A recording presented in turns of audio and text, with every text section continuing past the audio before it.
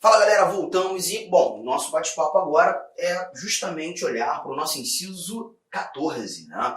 No bloco anterior nós falamos sobre as inviolabilidades, inviolabilidade domiciliar e a inviolabilidade das comunicações, e agora o nosso inciso 14. O nosso inciso 13, nós já tivemos a oportunidade de vê-lo, né? Ele trata da liberdade profissional, nós estudamos inclusive quando trabalhando a classificação das normas constitucionais, falando genuinamente da norma de eficácia plena, esta norma em especial, a norma de eficácia contida, mas também verificamos o contexto da norma de eficácia limitada. O inciso 14, ele nos faz um link, nos conduz ao inciso 33, mas ele é muito fácil. Ele versa sobre informação. Ele diz para a gente que é assegurado a todos o acesso à informação, resguardado o sigilo da fonte, quando necessário, ao exercício profissional. Aqui a gente está falando do princípio ou da liberdade de acesso, direito de acesso às informações. Perceba que nesse momento nós estamos verificando justamente um teor de dispositivo que diz respeito mais à atividade jornalística, né? Porque, perceba, eu como um jornalista, eu vou ter a oportunidade de fazer com que você tenha acesso às informações, né? E aqui a gente está falando do exercício profissional, por isso lembrar da atividade jornalística. Eu te apresento as informações e você terá direito a acesso a essas mesmas informações. O interessante é que no finalzinho a gente encontra assim, ó, resguardado o sigilo da fonte, quando necessário, ao exercício profissional. Detalhe primordial aqui é lembrarmos que eu não tenho uma obrigação de te apresentar ou apresentar a fonte, aquela fonte que me deu a informação esta está sendo transmitida a todos. Né? Agora, perceba, quando eu garanto, resguardo o sigilo da fonte, a responsabilidade daquela nota, por óbvio, ela é totalmente minha. Né? Ela é totalmente minha. Eu não posso manifestar, exercer a liberdade de expressão anonimamente. Então, o detalhe que o texto constitucional nos indica aqui é: te garanto a informação, mas não tenho a obrigação de pronunciar minha fonte, resguardo a fonte. Todavia, a responsabilidade da nota que for ali veiculada, atingindo o público, essa responsabilidade passa a ser totalmente minha. E por que eu te disse que esse inciso 14 ele faz um link com a informação que nós encontramos no inciso 33? Dá um pulinho lá no 33 comigo. Olha o que a gente encontra aqui nesse nosso inciso 33. Todos têm direito a receber dos órgãos públicos informações de seu interesse particular ou de interesse coletivo ou geral, que serão prestadas no prazo da lei, sob pena de responsabilidade, ressalvadas aquelas informações cujo sigilo seja imprescindível à segurança da sociedade, à segurança do Estado. Então, quando nós verificamos aqui esse nosso 33, nós estamos tratando justamente do direito de informação geral.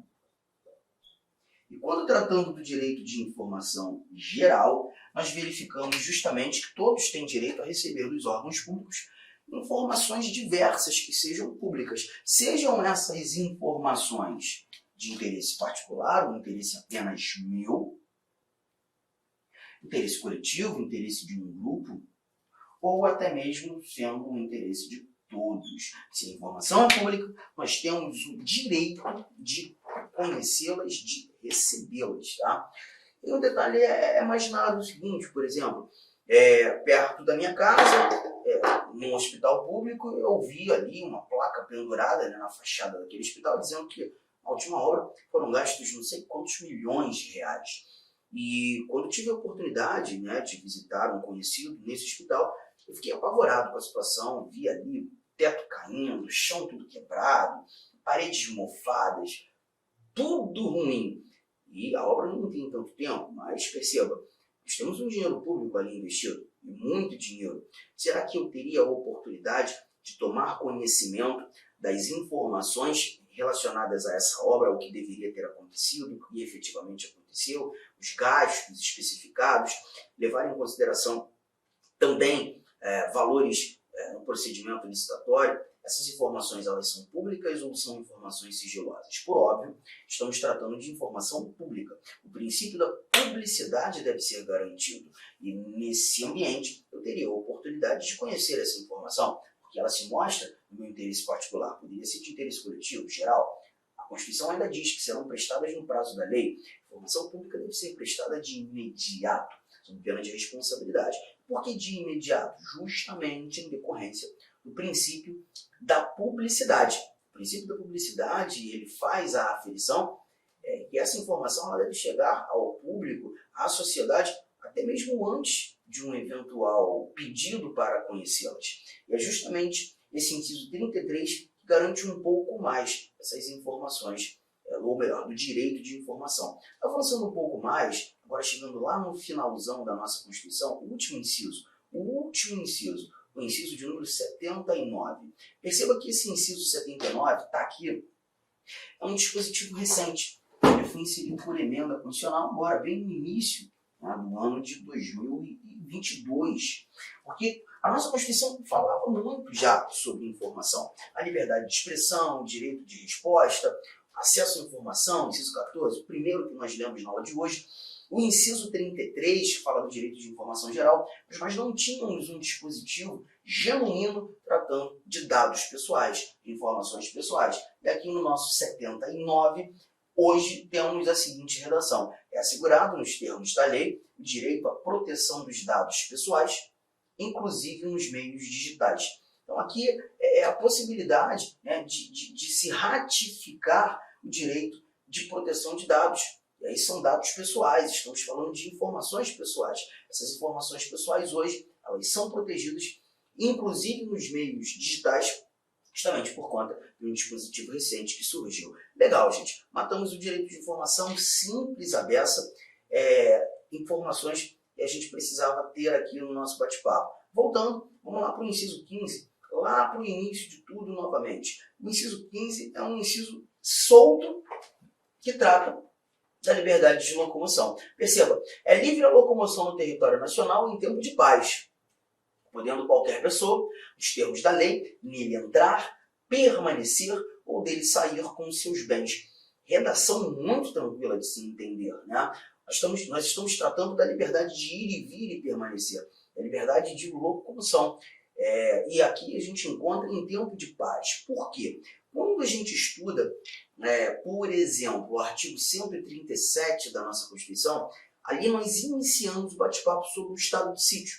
O estado de sítio é um instituto de anormalidade institucional que vai buscar garantir, né, a atuação do poder público no intuito de se restabelecer a ordem pública, a paz social, se proteger, inclusive, os indivíduos de eventuais agressões estrangeiras, armadas, ou até mesmo em situações de guerra. E nesse cenário, dando continuidade, né, ao estudo do estado de sítio, nós temos no artigo 139 algumas medidas coercitivas que podem ser adotadas nesse momento de anormalidade institucional. E uma das restrições que nós temos é a restrição à liberdade de locomoção. Quando em tempo de guerra, né, toque de recolher, por exemplo, lá a gente tem a oportunidade de verificar o poder público determinando um horário específico, não deseja mais ninguém na rua. E nesse momento, nós já não estamos tratando em tempo de paz, mas sim em tempo de guerra.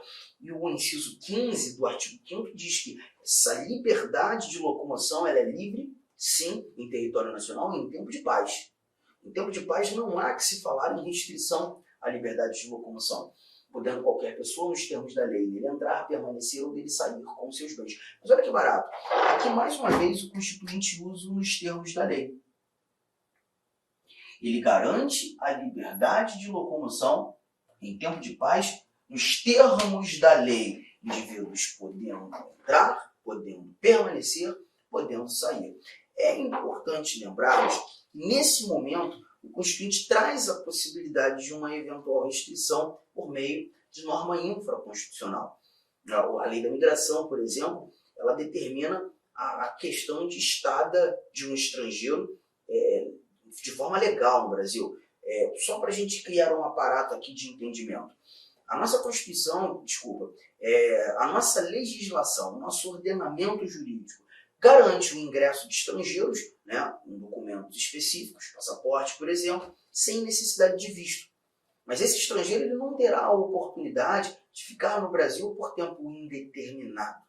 Esse indivíduo ficará no Brasil por tempo determinado. Ele tem no máximo 90 dias para estar no Brasil. A partir do 91º dia, ele já precisa ter visto ou de estudo, ou de trabalho, ou quem sabe visto de estrangeiro permanente, e não obtendo essa determinação legal, ele se mostra ilegal. Se porventura encontrarmos ele nessa situação, encontrarmos nessa situação, ele pode ser deportado, ser devolvido ao país de origem.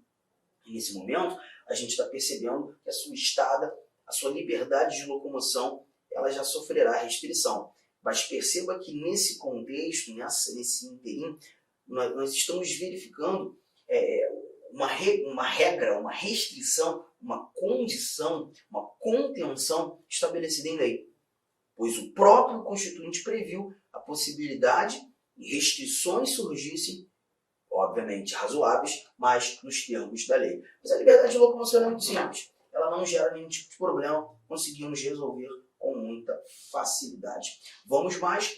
Inciso 16. O inciso 16 ele já inaugura um bloco de estudo, um bloco importante, um bloco que vai nos exigir algumas anotações. Aqui a gente começa a tratar dos direitos coletivos. O primeiro deles, o direito de reunião. Eu vou fazer algumas anotações. Vamos lá? Todos podem reunir-se pacificamente, sem armas, em locais abertos ao público, independentemente de autorização, desde que não frustrem outra reunião anteriormente convocada para o mesmo local, sendo apenas exigido o prévio aviso à autoridade competente. Então, desse nosso inciso 16, e é um inciso que costuma cair bastante em provas, nós temos algumas orientações muito importantes. Muito importantes. Perceba? Deixa eu trazer aqui a nossa tela em branco para a gente começar as anotações. Direito de reunião. Inciso 16. O primeiro detalhe é que nós estamos inaugurando os direitos coletivos. E por tratarmos da reunião, o direito de manifestação em grupo, a liberdade de expressão sendo exercida de maneira coletiva, né? A primeira coisa que nós trazemos aqui é a exigência da pluralidade de participantes. Não há que se falar numa reunião sendo exercida por um único indivíduo. Todavia, a nossa Constituição estabelece a exigência da pacificidade. O caráter tem que ser pacífico. E para efetivar essa ideia de pacificidade, o próprio Constituinte trouxe sem armas. Só que é importante lembrarmos, gente, que arma aqui pra gente não é apenas, sei lá, um revólver. A gente pensa logo no revólver, né? Mas é todo e qualquer indivíduo que põe em risco a integridade das pessoas. Por exemplo, o poder público ele vai buscar tomar conhecimento dos objetos que serão levados para aquele determinado evento, né? Imagine o seu time de coração, a torcida do seu time de coração, buscando exercer um direito de reunião, exercer uma manifestação e, dependendo do calor do momento, da situação do clube, da fúria, ira, da angústia dos torcedores, dependendo do local, né, bambus, hasteando bandeiras poderiam ser considerados armas de altíssima periculosidade. Então, na realidade, o poder público vai analisar os objetos que aquele grupo tem a pretensão de levar e buscar dizer se seria ou não razoável a utilização. Então, a gente não está falando apenas de revólver, de faca, a gente está falando de objetos que poderiam colocar em risco a integridade daqueles participantes. Legal? Só que tem mais coisa. A nossa Constituição ela traz claramente a não necessidade de autorização para o exercício da reunião. Isso aqui é muito importante. Eu vejo muita gente se enrolar e eu fico preocupado quando tratando esse valor de autorização. Perceba, imagine o seu grupo desejando exercer uma reunião e o teu grupo não atende os ditames estabelecidos na Constituição para tanto. Se o teu grupo não está atendendo os ditames constitucionais ao exercício correto da reunião, o poder público teria a oportunidade de negar o acontecimento dessa reunião?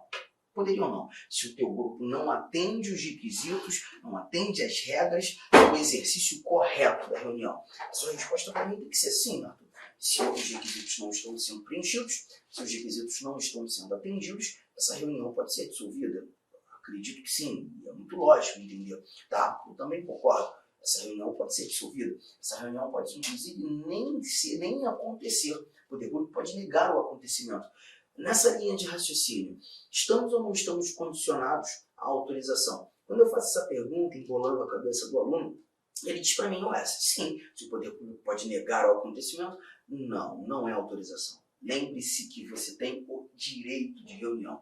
E se é um direito estabelecido, um direito estatuído na Constituição, nós não temos a necessidade de pedir autorização para exercê-lo. Ele é direito, é uma liberdade. Detalhe é que o teu direito acaba quando começa o outro. Então, o que a gente tem muitas vezes é um conflito entre as normas constitucionais que definem direitos. Um conflito entre direitos. E quando há um conflito entre os direitos, a solução para esse conflito vai ser sempre no campo da ponderação. Avaliar, colocar na balança os direitos conflitantes e buscar saber, naquele caso concreto, qual desses direitos acaba ganhando uma preponderância, uma prioridade. Então, na realidade, o negar, ele não é de forma arbitrária, ele não é de maneira não justificada, ele não é apenas não vai fazer, negativo. E se não, ele precisa ser justificado, porque quando não há uma justificação em relação à negativa ao exercício da reunião, nós temos ali uma conduta arbitrária do poder público ensejando a violação de um direito, já que a própria Constituição não traz a exigência da autorização. Se você pedisse, melhor dizendo, se você pedisse ou tivesse a necessidade de pedir a autorização, perceba, o poder público teria duas respostas para te dar, ou sim ou não. Concordam? E se você não tivesse o direito, tivesse que pedir pela autorização, esse não precisaria ser justificado. Então, a justificativa, ela é exigível, ela é necessária justamente pelo simples fato de existir um direito. E não garantir o exercício de um direito, a justificativa deve ser apresentada. Por exemplo, o teu aviso, e é já algo que eu vou botar aqui, e há uma exigência sim, mas a exigência não é de autorização, a necessidade... Olá, meus amigos! Inicialmente eu peço licença a vocês, mas essa videoaula é uma videoaula demonstrativa aqui do site Lá Concursos, para que você tenha acesso, que você conheça a qualidade das nossas videoaulas. Olha só, papo reto, esse nosso curso, eu garanto para você que ele é completaço, atualizado, ponto a ponto do digital, e nesse curso aí está todo o conhecimento necessário e suficiente para que você seja aprovado no concurso. A sua prova está nesse curso. Professor, qual que é o investimento? Cara, você vai nem acreditar, é isso mesmo, R$ 119,90. Professor, é o valor da parcela? Não, valor único. Pode parcelar? Sim. Nós parcelamos ainda em 3 vezes no cartão de crédito. Pode ter certeza que vai ser o seu melhor curso em benefício de investimento na sua vida.